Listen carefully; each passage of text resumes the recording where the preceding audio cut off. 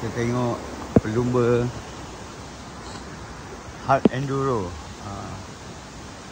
The top Malaysia rider. Kev.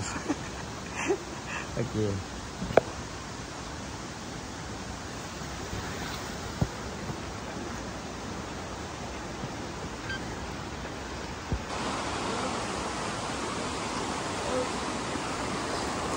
Alah senyum beta lalu. Banyaklah senyum. Benda lah. Wih.